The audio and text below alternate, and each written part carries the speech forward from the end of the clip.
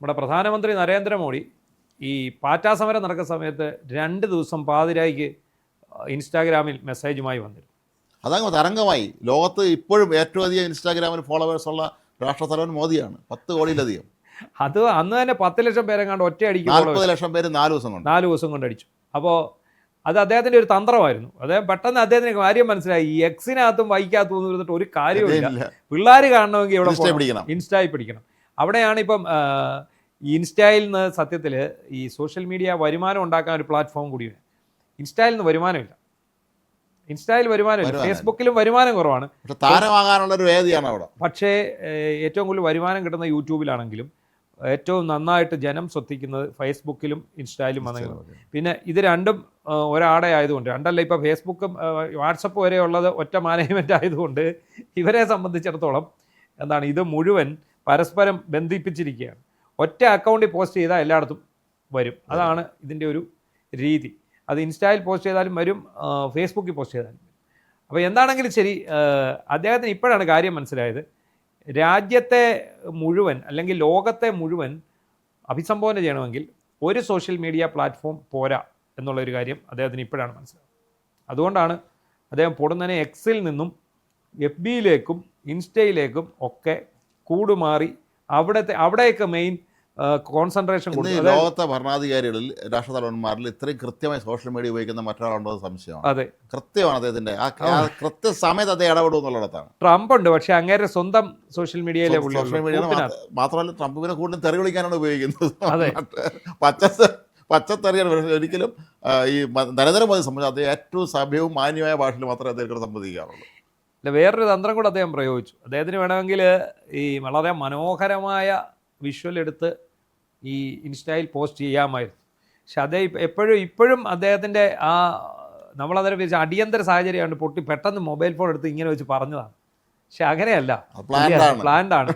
അത് ഇപ്പോഴും അദ്ദേഹം ആ രീതിയിൽ തന്നെയാണ് ഇൻസ്റ്റയിൽ ലൈവ് വരുന്നത്. ഇന്നലെ എന്തൊക്കെയായിരുന്നു പറഞ്ഞത്? അദ്ദേഹം ക്ഷമിച്ചിരിക്കുന്നു. ഈ കുട്ടികൾ വിശാലഹൃദയനായ ആശാൻ ക്ഷമിച്ചിരിക്കുന്നു, കാല് തല്ലി ഓടിച്ചവരോട് ആശാൻ ക്ഷമിച്ചിരിക്കുന്നു എന്ന് പറയുന്നത് പോലെ നരേന്ദ്രമോദി പിള്ളേരോടൊക്കെ ക്ഷമിച്ചിരിക്കുന്നു.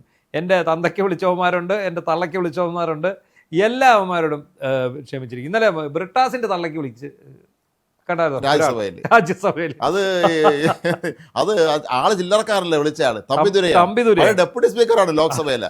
അത് ഏഡിംഗ് നേതാവായിരുന്നു. അപ്പോൾ അന്ന് ഈ പ്രതിപക്ഷത്തിന് ഡെപ്യൂട്ടി സ്പീക്കർ സ്ഥാനം കൊടുക്കുമായിരുന്നു. അങ്ങനെ deputy speaker, parliament deputy speaker ആയിരുന്ന ആളാണ് ലോക്സഭയുടെ. തമ്പിദുരൈ വലിയ നേതാവാണ്. തമ്പിദുരൈ ആവേശത്തോട് പറയണം, അത് ആ ജയലളിതയുടെ കാര്യം പറയണം. അമ്മ തമിഴ് സംബന്ധിച്ച അമ്മ എന്ന് അപ്പം പറയുമ്പോൾ സാറിന് ജയലളിതയാണ്. അമ്മ അത് ചെയ്തു, അമ്മാവ് ചെയ്തു എന്ന് പറഞ്ഞപ്പോഴാണ് വിച്ചമുതർ എന്ന് ചിരിച്ചോണ്ടാ അദ്ദേഹത്തെ ഒരുമാതിരി ആക്കാൻ ശ്രമിച്ചതാണ്. പക്ഷേ എനിക്കത് ഇഷ്ടപ്പെട്ടതെന്നാണല്ലോ, ഈ പണ്ട് കോന്നിയിൽ നടന്ന പ്രസംഗത്തിനിടയിൽ പിണറായി വിജയൻ ഒരു സ്പീഡിൽ പ്രസംഗിച്ചുകൊണ്ടിരിക്കുന്നു. അപ്പോഴാണ് അവിടെ സഖാവെ ഒരു സംശയം എന്ന് പറഞ്ഞ് ചോദിക്കുമ്പം വീട്ടിൽ ചെന്ന് ചോദിച്ചാൽ മതി എന്ന് പറഞ്ഞിട്ട് അദ്ദേഹം പ്രസംഗം തുടരുകയാണ്. ഏതാണ്ട് അതേ മോഡലിലാണ് ഈ വിച്ചമ്മ എന്ന് കുറെ ചോദിച്ചു കഴിഞ്ഞപ്പോൾ അദ്ദേഹം അവിടെ നിന്നുകൊണ്ട് യുവർ അമ്മ എന്ന് പറഞ്ഞിട്ട് പുള്ളി പ്രസംഗം തുടരുകയാണ്. അപ്പൊ ഒരു തള്ളക്കി വിളി കേട്ടപ്പോൾ നല്ല സമാധാനമായി. അപ്പൊ അത് പറഞ്ഞവരാണ് അദ്ദേഹം പറഞ്ഞ യുവാക്കൾ മോശമായ ഭാഷ പ്രയോഗിച്ചു. മോശം ഭാഷ തന്നെയാണ് മലയാളികൾ പോലെ. ഇവിടെ എത്ര സോഷ്യൽ മീഡിയയിൽ ഇൻഫ്ലുവൻസേഴ്സ് നടക്കുന്നവർ നരേന്ദ്രമോദി വളരെ മോശം, അദ്ദേഹത്തിന്റെ അമ്മയെ, അദ്ദേഹത്തിനെ കുറിച്ചൊക്കെ എത്ര അസഭ്യങ്ങൾ എന്തെല്ലാം. അതൊരു മേക്കപ്പ് ആർട്ടിസ്റ്റ് ആണ് അദ്ദേഹത്തിന്റെ അമ്മയെ കുറിച്ച് മോശമായിട്ട് സംസാരിച്ചത്, വളരെ മോശം. അതായത് അതാണ് നമുക്ക് മനസ്സിലാകുന്നത്. നമ്മുടെ യുവാക്കളുടെ ഇടയിൽ ഉള്ള ഒരു പ്രശ്നം ഇതാണ്. അവരെ ഒരു വിഷയത്തിൽ സംസാരിക്കുമ്പോൾ ആ വിഷയത്തെക്കുറിച്ച് ചർച്ച ചെയ്യാതെ വീട്ടിലിരിക്കുന്നവരെ പറയുക എന്നൊരു പരിപാടിയുണ്ട്. അതിന് ഭവിഷ്യത്ത് അവർക്ക് അറിഞ്ഞും കൂടാ.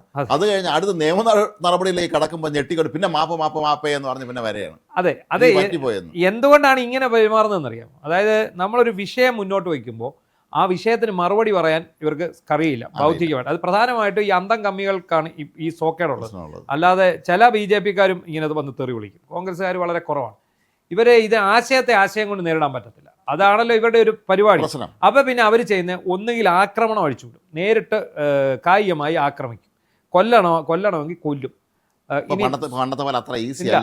സോഷ്യൽ മീഡിയയിലാണെങ്കിൽ എന്ത് ചെയ്യും, ഉടനെ ഫേക്ക് അക്കൗണ്ടിൽ വന്നിട്ട് തന്തയ്ക്കും തള്ളയ്ക്കും എല്ലാം തെറി വിളിക്കും, ഭീകരമായ തെറി അങ്ങ് പറയും. ഈ തെറി പറയുന്ന കേട്ടുകൊണ്ട് നമ്മൾ ഇതിന് പ്രതികരിക്കാൻ പോയി കഴിഞ്ഞാൽ നമ്മുടെ ഒരു സ്റ്റാൻഡേർഡിനകത്തു നിന്ന് പറയാനും പറ്റില്ല.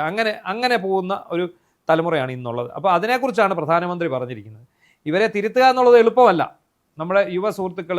അതുകൊണ്ട് നിങ്ങൾ നല്ല വഴിക്ക് നടക്കണം എന്നൊക്കെയാണ് അദ്ദേഹത്തിൻ്റെ അഭിപ്രായം. കാരണം അദ്ദേഹം പറഞ്ഞ കാര്യം ന്യായമാണ്. അദ്ദേഹം ഒരിക്കലും എന്നെ ചീത്ത വിളിച്ചപ്പോൾ ആരുടെ പേരിൽ കേസെടുക്കണമെന്നും അദ്ദേഹം പറഞ്ഞിട്ടൊന്നുമില്ല. പക്ഷേ നമ്മുടെ നാട്ടിലെ രീതി നിയമവ്യവസ്ഥ അനുസരിച്ച് ഒരുപാട് BJP പ്രവർത്തകരൊക്കെ തന്നെ ഇമാതിരി ഈ നരേന്ദ്രമോദിയും മറ്റും വളരെ സഭ്യമല്ലാത്ത ഭാഷയിൽ ചീത്ത വിളിച്ചവർക്കൊക്കെ കേസ് കൊടുത്തിട്ടുണ്ട്. അത് ഞാൻ പറയുന്നത് ആ കേസ് തുടരണം.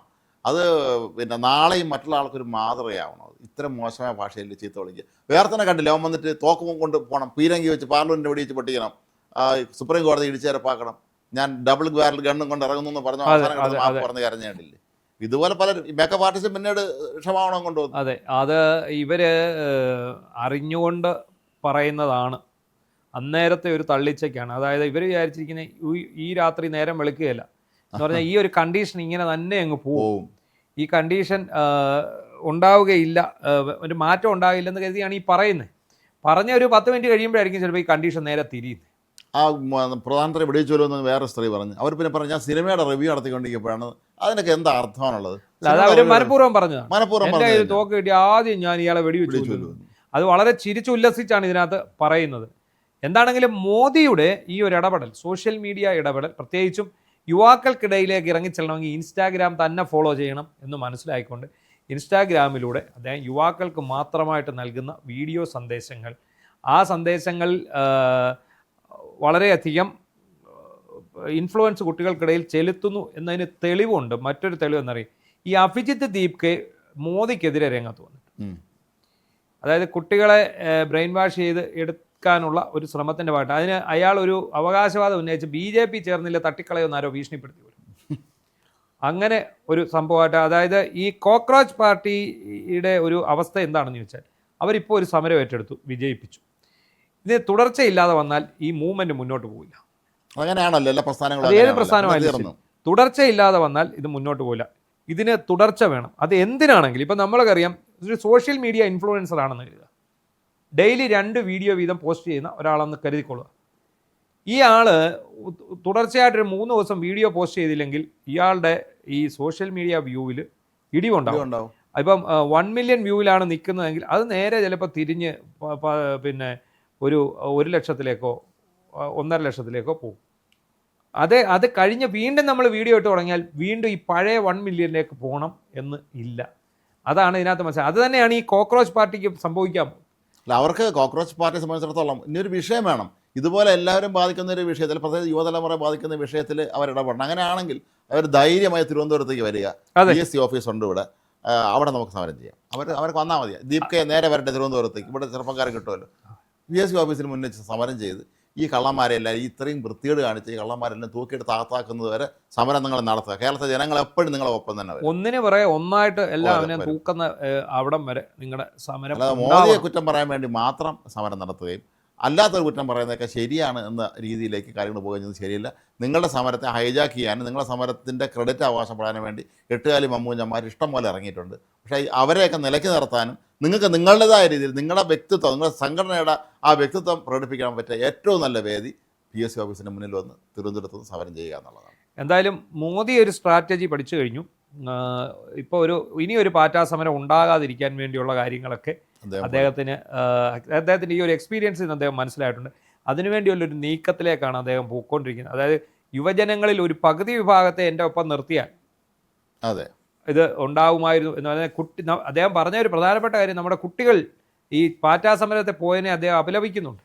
കുട്ടികളുടെ പോക്ക് ശരിയല്ല എന്ന് അദ്ദേഹം പറയുന്നുണ്ട്. ഈ സമരത്തിനകത്ത് ഇടപെട്ടത് ശരിയായിട്ടില്ല എന്നുള്ള രീതിയിലാണ് അദ്ദേഹം പറയുന്നത്.